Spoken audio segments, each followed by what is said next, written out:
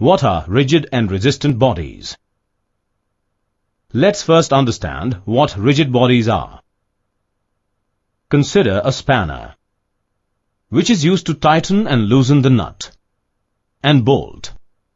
We know that in order to use the spanner, we have to apply some force at one end of the spanner. Doing so, we see that the spanner does not deform.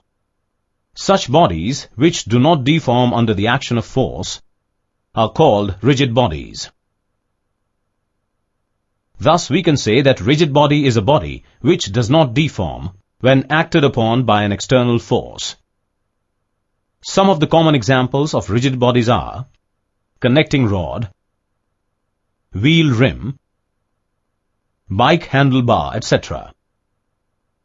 Note that a body can never be perfectly rigid, as some amount of negligible deformation always occurs.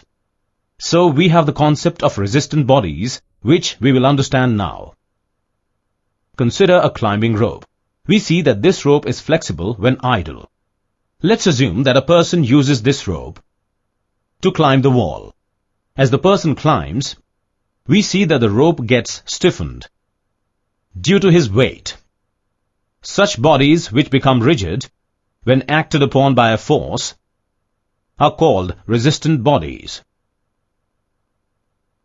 Thus, we can say that resistant body is a body which is flexible when idle, but becomes rigid when acted upon by an external force.